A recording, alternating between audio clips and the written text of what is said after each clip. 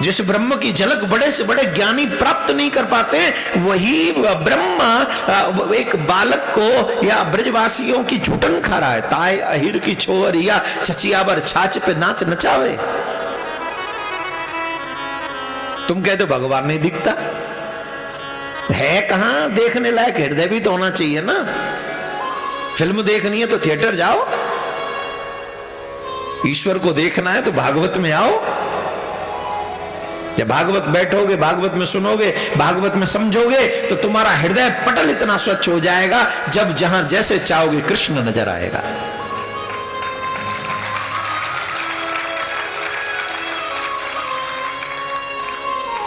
अपनेपन से। किससे? कई लोग हमने सुना सांप पालते हैं, सांप। औरों की तो बात छोड़ो, सांप पालते हैं। सांप में भी अपनापन रख लेते हैं कई लोग, और सांप भी अपनापन कर लेता है। तो जब ईश्वर से तुम अपनापन करोगे तो ईश्वर तुम्हें अपना नहीं मानेगा। प्रॉब्लम ईश्वर की तरफ से नहीं, प्रॉब्लम तुम्हारी तरफ से है। ईश्वर को तो मालूम है ही कि तुम उनके हो, तुम्हें ही नहीं मालूम है कि तुम उनके हो। प्रॉब्लम ये है बस, तुम समझे बैठे हो मैं ये हूं, मैं ये हूं, मैं इनका हूं, ये मेरे हैं। ये जो है, जो मेरे हैं ही नहीं, थे ही नहीं, उनके बीच में गढ़ ठाम के लठ गाड़ के बैठ गया कि ये मेरे हैं। कौन है तेरे? कौन है?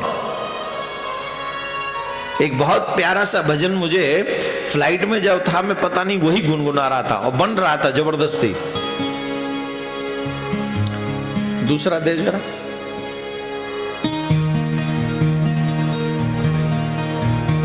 ना चिट्ठी आएगी,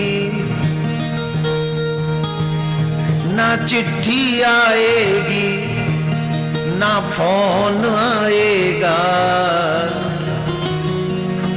ना चिट्ठी आएगी। दिखा दो इसको। ना चिट्ठी आएगी, ना फोन आएगा, तू जब भी जाएगा कुछ कह नहीं पाएगा। तू जब भी जाएगा कुछ कह नहीं पाएगा। ना चिट्ठी आएगी, ना फोन आएगा, ना चिट्ठी आएगी, ना फोन आएगा, जब भी जाएगा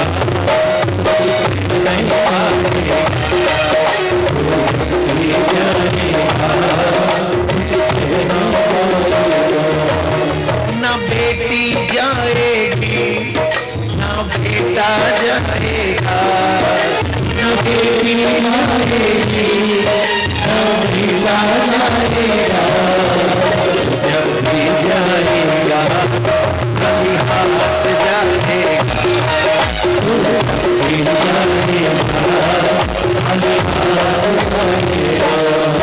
ना बेटी जाएगी, ना बेटा जाएगा, ना बेटी जाएगी, ना बेटा जाएगा, जब भी जाएगा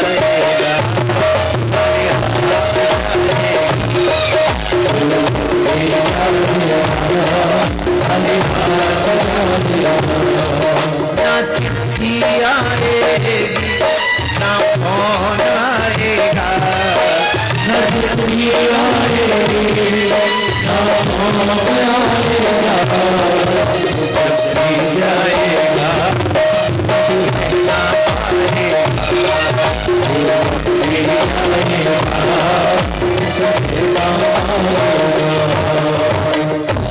अभी इतना ही बना है, इसका बनाना है बाकी हमें। ये फ्लाइट में बैठे थे, दिमाग में वो फोन, वो क्या हुआ, प्लेन हिलने लगा, ऐसे हिल रहा था। तो वो अनाउंस करते हैं ना, कृपया अपना, एयर इंडिया थी तो वहां तो बोलते भी बड़े अदब से हैं, कृपया अपनी सीट पर लौट जाएं, मौसम की खराबी के कारण आप अपनी सीट न छोड़ें, सीट बेल्ट बांध लें। अभी प्लेन हवाई जहाज खराब मौसम से गुजर रहा है, तो जब वो मौसम से गुजर रहा था खराब से, तो जब प्लेन खराब मौसम से गुजरे तो समझ सकते हो ना आप, वो प्लेन ही थोड़ी गुजरता है, न जाने कितने गुजर जाते हैं। तब अचानक से हमारे दिमाग में ये गूंजा और बनने लगा अपने आप ही। अब धुन तो हमें पता नहीं थी, वो ऐसे ही आ गया। जब न चिट्ठी आएगी न टेलीफोन आएगा, तू जब भी जाएगा कुछ कह नहीं पाएगा। अब बताओ मौसम ऊपर खराब हो जाए, मतलब ज्यादा ही खराब हो जाए, तो किसको कहेंगे कि हॉस्पिटल ले चलो? कह पाओगे? इसलिए वैसे भी संसार में नहीं पता कब किसको जाना पड़े। कृष्ण ही एक ऐसे हैं जिन्हें आप अपना कह सकते हैं। मुझे बताओ, इस संसार में ऐसा कौन सा प्राणी है जो तुम्हारे मरे पीछे तुम्हारे बिना न रह पाएगा? बोलो, एक प्राणी का नाम बता दो। ये 24 घंटा तुम्हारे आगे पीछे घूमते, यू आर लुकिंग, ये तुम जैसे दिखते हो ऐसी दिख, बहुत अच्छी हो तुम, बहुत अच्छे हो, ये जो करते फिरते ना बंदर चापलू चमचे कहीं के। एक भी प्राणी बता दो जो तुम्हारे मरे पीछे कह दे कि मुझे भी अटैक आ गया, मैं भी मर गया। एक व्यक्ति बताओ। ये सब तुम्हारा शोषण कर रहे हैं, अच्छे टाइम का शोषण कर। जब तुम इन्हें देना बंद कर दोगे, तुम्हारे संग रहना बंद कर देंगे। ना वो बिलीव तो करके देख लो, तुम दोगे नहीं, ये रहेंगे नहीं। तुम्हारा अपना, तुम्हारा असली अगर कोई है तो सिर्फ मेरा कृष्ण है। जिन ब्रजवासियों ने कृष्ण को पहचान लिया कि तुम मेरे हो, अकेले तुम ही मेरे हो, अकेले तुम ही मेरे हो, ऐसा ब्रजवासियों ने पहचान लिया कृष्ण। और प्रेम के कारण श्री कृष्ण ने ब्रजवासियों को अपनी पीठ पे भी बैठा लिया। उनसे प्रेम के कारण रिश्ता निभाया। क्या नहीं किया कृष्ण ने ब्रजवासियों के लिए? क्या नहीं करते हैं ब्रज में? आज भी कन्हैया ब्रज में लीला करते हैं, आज भी विचित्र विचित्र प्यारी प्यारी लीला करते हैं। ऐसी एक दो लीला नहीं है, तमाम लीलाएं। तो ब्रज में भक्ति जबान क्यों हो गई? क्योंकि ब्रज में ब्रजवासी कृष्ण को अपना कहते हैं, अपना मानते हैं। आप राजस्थानी हैं, आप सब जानते हैं अपनापन क्या होता है। आप कृष्ण को जितने सबसे ज्यादा प्यार आप जिससे करते हो, उससे 10% भी प्रेम कृष्ण से कर लो। उसको 100% किया ना आपने, इनको 10% कर लो, और फिर देखो आपके जीवन में कृष्ण आपको कैसे छोड़ता है। छोड़ेगा ही नहीं। बहुत प्रेम करते हो तुमसे, बहुत प्रेम। इसलिए भक्ति जवान है, ज्ञान वैराग्य वृद्ध है। क्या किया जाए, कैसे किया जाए? नारद जी महाराज ने बहुत उपाय किए ज्ञान वैराग्य को ठीक करने के, पर वो ज्ञान वैराग्य ठीक नहीं हुए। तो सनकादिक ऋषि से पूछा कि मैं ज्ञान वैराग्य के लिए क्या करूं? तो उन्होंने कहा श्रीमद् भागवत कथा श्रवण कराओ। कलो भागवतम शास्त्रम पठनात्र श्रवण मात्र श्रवणार्थ सद्य बैकुंठ फलदायकम। जो श्रीमद् भागवत को कल काल में पाठ करता है, श्रवण करता है, उस मनुष्य को निश्चित ही बैकुंठ की प्राप्ति होती है।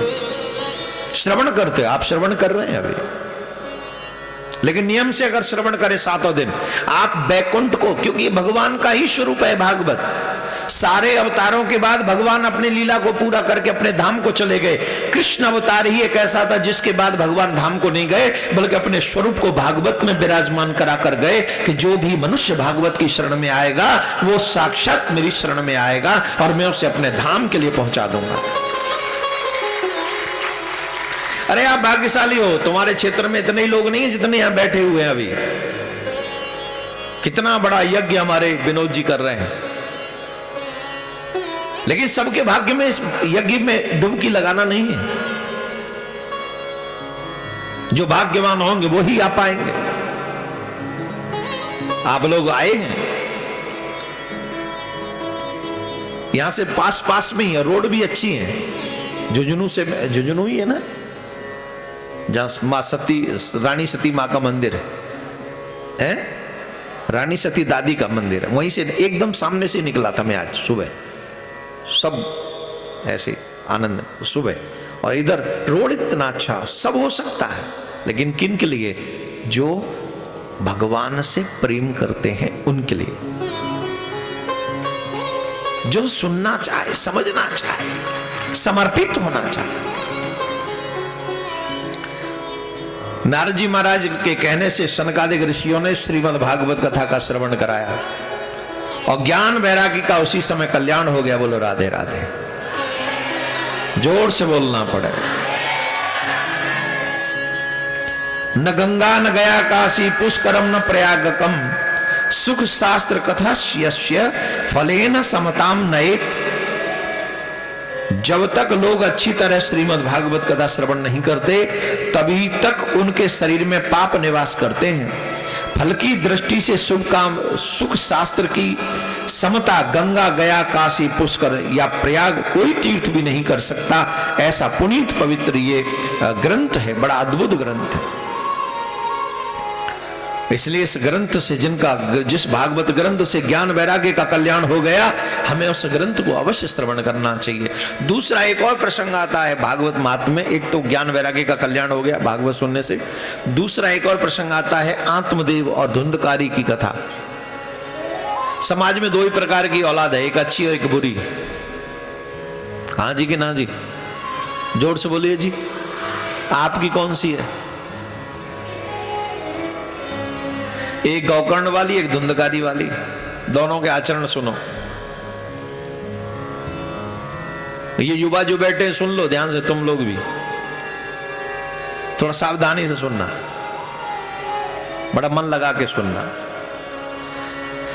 आत्मदेव के कोई पुत्र नहीं था। ये प्रसंग आपने कई बार सुना, लेकिन यहां बच्चे बैठे हैं इसलिए मुझे बहुत जरूरी है बोलना। एक संत ने फल दे दिया कि ये फल ले जाओ, अपनी पत्नी को खिला देना और उनको कहना कि सत्यम शौचम दयादानम एकम भक्तुत भोजनम।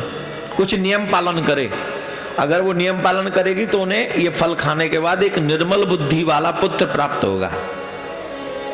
ध्यान से सुनना,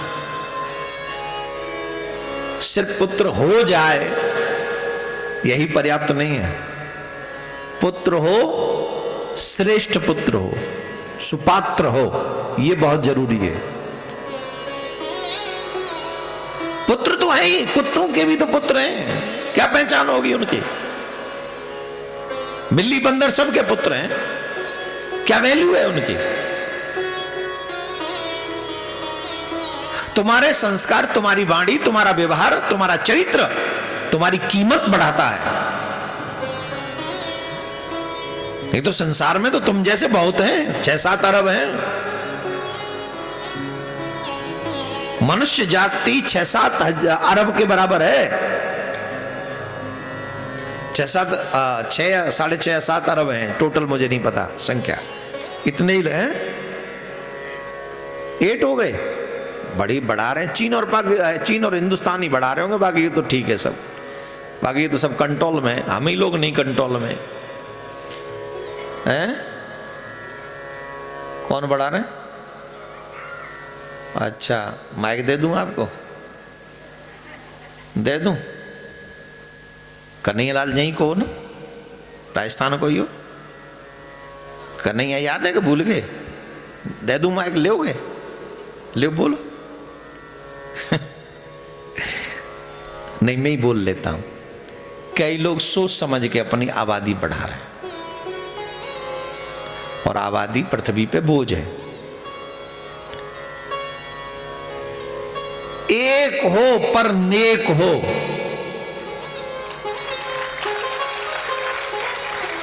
अच्छा हो पर एक ही हो तो पर अच्छा हो। बाकी के अनेक तो बहुत वो भी कर लेती हैं, क्या बोलते हैं उनकी, वो जो छोटी सी होती हैं, गोल गोल सी। अब वो हम नहीं कह रहे, वो आपने कहा है। उनके एक ही बार में कई हो जाते, क्या फायदा उसका? फायदा उसमें एक हो पर नेक हो। आपका व्यवहार बताता है कि आप अपने माँ बाप के सम्मान को कहां तक ले जा सकते हैं। आपका बोलने का स्टाइल, आपका चलना फिरना, ये सब। तो ध्यान से सुने, उन्होंने कहा कि अपनी पत्नी को जाके दो, उसे पुत्र हो निर्मल बुद्धि वाला। करना क्या है? बोले व्रत करना, एक समय अन्न खाना है, पृथ्वी पर शयन करना, सत्य बोलना है। माताएं ध्यान से सुने, अगर आप झूठ बोलोगी गर्भ धारण के बाद तो बच्चा झूठा ही पैदा होगा। अगर आप फिल्म देखती रही ज्यादा गर्भ धारण के समय तो आपका बच्चा भी ऐसा ही, वो एक्टर ही पैदा होगा, एक्टिंग करने वाला ही होगा। अब जरूरी नहीं कि वो बड़े पर्दे पे एक्टिंग करे, कई लोग तो अपने घर में ही एक्टिंग करते रहते। करते हैं कि नहीं करते? आप जैसा पुत्र चाहते, आप जैसी संतान चाहते हैं, गर्भ के समय आपका व्यवहार वैसा होना चाहिए। झूठा चाहते हो तो झूठ बोलो खूब चक, सच्चा चाहते हो तो सत्य बोलो। क्रोधी नहीं चाहते हो तो उन दिनों में क्रोध मत करो, घर में फाइट मत करो।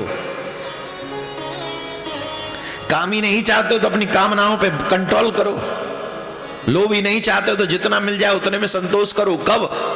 जब गर्भ हमारे गर्भाशय में हो, उस समय माता पिता जैसा आचरण करते हैं गर्भ के ऊपर वही प्रभाव पड़ता है। इसीलिए महात्मा जी ने कहा सत्य बोलना, पृथ्वी पर सोना, एक समय अन्न खाना, सदव्यवहार करना, तो वो निर्मल बुद्धि वाला पुत्र उत्पन्न होगा। अब आत्मदेव जी ने पत्नी को जाके कहा ले जी फल खा लो, पुत्र हो जाएगा। वो डर गई, बोले नहीं, क्यों हो जाएगा? देवियों को भी बड़ी फिगर की चिंता रहती है ना, कहीं हमारा मोटा जो है ये सब हो गया, खराब हो जाएगा। कौन? राम भजो, हमें नहीं करना है सब। आजकल के बच्चों में एक और प्रॉब्लम चल रही है कि हमें शादी ही नहीं करनी। देर से शादी होना भी समाज में बहुत मुश्किल भरा काम है। ये ध्यान से सुनना, हम ज्यादा नहीं बोलेंगे इस विषय पे। देर से शादी जिन लोगों की होती है उनको माँ बाप बनने में भी प्रॉब्लम होती। इसलिए 21 साल एज में 25 से पहले शादी हो ही जानी चाहिए, बेटा हो या बेटी। अब कई लोग जो युवा बच्चे हैं वो ये कहेंगे कि नहीं हमारा कैरियर का क्या होगा, उसके बाद भी आप जारी रख सकते हैं। अगर इतने ही मॉडर्न है तो हम अंडरस्टैंडिंग ये रखें कि नहीं हम शादी के बाद भी पढ़ेंगे। और पढ़ रही हैं बेटियां, पढ़ रही हैं शादी के बाद भी, बेटे पढ़ रहे हैं शादी के बाद भी, और पढ़ना भी चाहिए अगर तुम्हें कोई एम है। लेकिन शादी 21 से लेके 20 से लेके 25 साल तक की एज में हो जानी चाहिए, अगर आपको सही गृहस्थ चाहिए तो, अच्छा गृहस्थ चाहिए तो।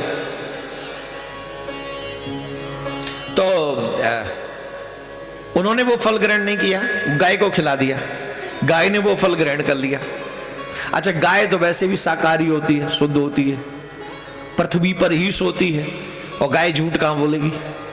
जो महात्मा ने कहे थे वो सारे गुण गाय में थे। और वो जो धुंधली थी, उनकी एक और बहन थी, उन्होंने आके डराई दिया था, क्या करेगी खा के, पता नहीं बाबा ने क्या मिला दिया, तू ऐसे रहने दे, मेरे गर्भ में है, जो भी होगा मैं तुझे दे दूंगी। अपने जीजा को कुछ पैसा दे दियो, बोल ठीक। उसकी बहन को हुआ पुत्र, वो पुत्र लाके दे दिया अपनी बहन को, धुंधली को। उसका नाम रख दिया धुंधकारी। क्या नाम रखा? जोर से बोलो।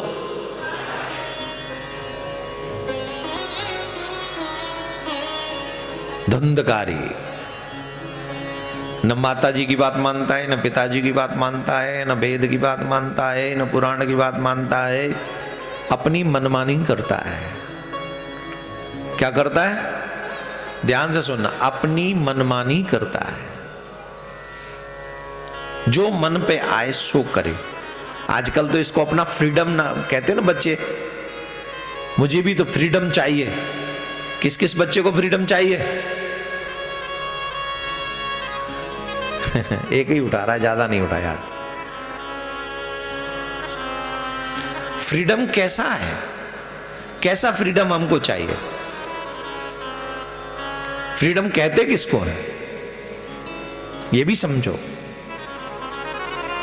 किसी की बच्ची को गंदे कमेंट करने को फ्रीडम कह सकते हैं क्या? ये तो निर्लज्जता है, ये तो बदतमीजी है, ये फ्रीडम नहीं है।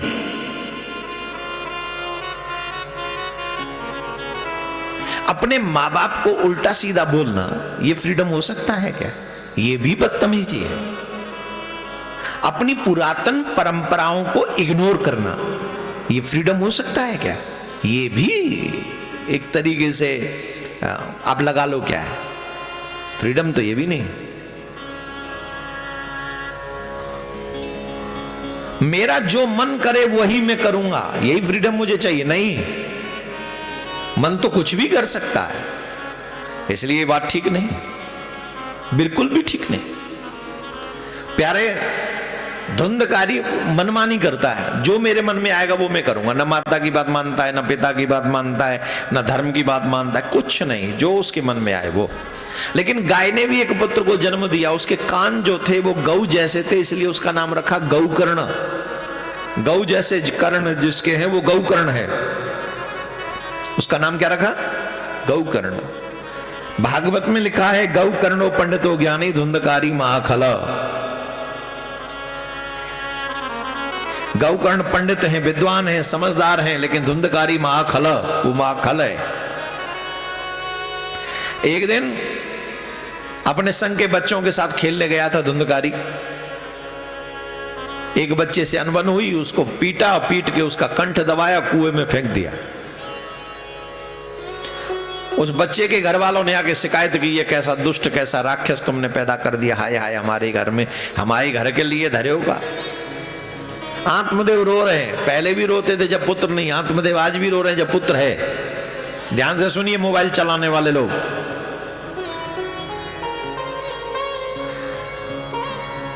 संसार में आप तब तक दुखी रहोगे जब तक आप भगवान के नाम का आश्रय नहीं लोगे।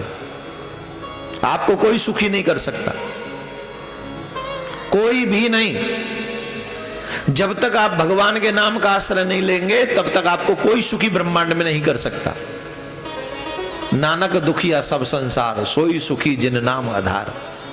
जिन्होंने नाम का आधार बना लिया है वो सुखी हैं, और जिन्होंने नाम का आश्रय छोड़ दिया है उनसे बड़ा दुखी कोई हो नहीं सकता। सुखी तो वही है जो नाम जपे।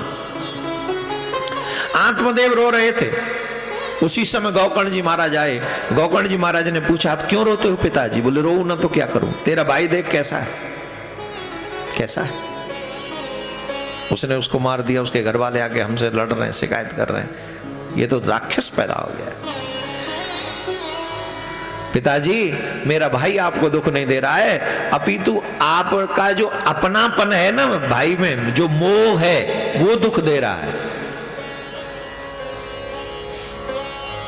अच्छा बताइए, कौन दुख देता है आपको? दूसरा व्यक्ति कोई दुख दे सकता है? जब तक आप उसे अपना ना समझें तब तो वो दुख कैसा। संसार में 500 एक्सीडेंट होते हैं, कौन किसके लिए रोते हो तुम? कभी आंसू आते हैं किसी के लिए? लेकिन जब अपना व्यक्ति का नाम आ जाए, अरे फलाने से मेरे बच्चे का ये हो गया, तब देखो क्या हालत हो जाती है। क्यों हो गई? बोले मेरा है। तो जब मेरापन होगा वहीं सुख और दुख का अनुभव होगा। जब मेरापन है ही नहीं, कोई ना सुख है ना दुख है।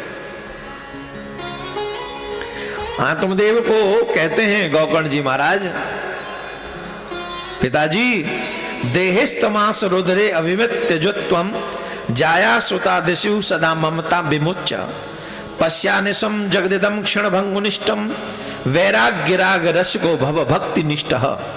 पिताजी, यह शरीर हड्डी मांस और रुधिर का पिंड है, इसे आप मैं मानना छोड़ दें। स्त्री पुत्र पुत्रादि को अपना कभी न माने, इस संसार को रात दिन क्षण भंग कर ही देखें। अब देखिए हमारे शरीर में क्या है जिस शरीर का हम अभिमान करते हैं। कहीं हड्डी पड़ी मिल जाए तो हमारे को कैसा लगता है? अच्छा लगता है, बुरा लगता है? जवाब दो। कहीं हड्डी दिख जाए किसी की, अच्छा लगता है, बुरा? कहीं ब्लड दिख जाए कि सामने पड़ा हुआ किसी का, जोर से बोलो, मांस पड़ा मिल जाए तो, यही तो अंदर है हमारे। बाहर दिखे तो बुरा लगता है, हमारे अंदर वही पड़ा पड़ा सब है। क्या और क्या हमारे अंदर बना? किसी में मांस थोड़ा ज्यादा है तो उसे जगह ज्यादा चाहिए, किसी में थोड़ा कम है तो वो कम में गुजारा कर लेता है। लेकिन है तो मांस दोनों में, किसी में कम किसी में ज्यादा। हड्डियां बराबर ही है सबकी, है कि नहीं? जिन हड्डियों को बाहर देखकर तुम नाक मुंह सुकोड़ते हो वो हड्डी तुम्हारे ही अंदर है। मलमूत्र को देखा नहीं तो हाथ रख लेते ना, करे राम राम राम, तुम्हारे अंदर उसका गोडाउन है। कहीं तो अभी भी नाक पकड़ रहे, अरे महाराज क्या बात, महाराज बात कर रहे हैं, तुम में भरा पड़ा है वो। ये सिर्फ गंदगी का पिंड होने के सिवा कुछ नहीं है। जितने चीजों को आप गंद कहते हो वो सब तुम्हारे अंदर है। तुम में सिर्फ एक अच्छाई है कि तुम यहां बैठ के कथा सुन सकते हो क्योंकि तुम मनुष्य हो। तुम बैठकर भजन कर सकते हो क्योंकि तुम मनुष्य हो। तुम परोपकार कर सकते हो क्योंकि तुम मनुष्य हो। तुम इसी जन्म में ईश्वर को प्राप्त कर सकते हो क्योंकि तुम मनुष्य हो। अगर तुम ये न कर सके तो तुम तो पशुओं से भी गए गुजरे हो। जब भगवान उनसे पूछेंगे वो तो कह देंगे हमें तो पशु बना के भेजा, इट्स नॉट माई फॉल्ट। लेकिन हम थोड़ी कह सकेंगे ये बात, हमें तो जवाब देना पड़ेगा, हमें तो बताना पड़ेगा, हमें समझाना पड़ेगा। बोलो राधे राधे, ऐसे नहीं जोर से बोलो। पिताजी अगर सुखी होना चाहते हो तो सुख के रास्ते बताता हूं, सुनो ध्यान से। बस एकमात्र वैराग्य रस के रसिक होकर भगवान की भक्ति में लीन हो जाइए। भगवत भक्तजनों की सेवा ही सबसे बड़ा धर्म है। निरंतर उन्हीं का आश्रय लीजिए और अन्य सब प्रकार के लोगों के धर्मों को मुख मोड़ लीजिए।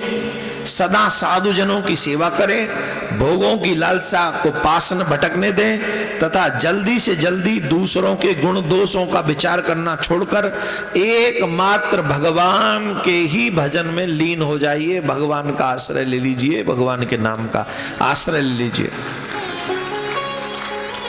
अच्छा एक बात और बताएं, बहुत जल्दी मनुष्य एक दूसरे को अच्छा और बुरा कहते कि नहीं? एक सेकंड में कोई कुछ कह दे, अरे हमने फलाने, हाँ हम तो पहले ही कह रहे थे वो तो ऐसा ही होगा। ले कभी मिले नहीं हम उनकी भी बुराई कर लेते हैं, करते कि नहीं? जिनसे कभी नहीं मिले, दूर से भी नहीं देखा और कैसे कैसे कमेंट करते हैं। अभी हम जा रहे थे तो कोई हमें दिखा रहा था, किसी ने कमेंट किया, सर्दी थी तो हमने कोट पहन लिया ऊपर।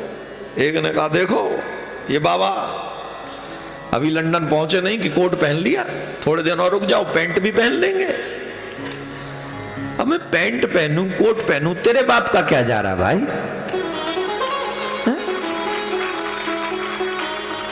मतलब हम नंगे ही घूमे, हम सर्दी में मर जाए, हमने जर्सी भी नहीं पहने, जर्सी पहने तो भी कहो देखो बाबा जी मजे लूट रहे हैं। क्या बात, कितनी जल्दी पिक करते, कोट पहन लिया बोले कमेंट करो। अब कोट कोई ले, तुम रोज कोट पहनो तो कोई टेंशन नहीं, हम 2 दिन पहन ले सर्दी में तो भी प्रॉब्लम है ना। गजब की बात, गलत है। कपड़े से व्यक्ति के व्यक्तित्व का पता नहीं चलता। कपड़े से क्या, कपड़ा तो कोई भी पहन लेगा। व्यक्ति के व्यक्तित्व का उसके कर्म से, उसके व्यवहार से, उसकी वाणी से पता चलता है। अगर जानना है तो उसके सानिध्य में रहकर देखो, तब पता चलेगा कि उसका व्यवहार कैसा है, वो व्यक्ति कैसा है। कपड़े से क्या है।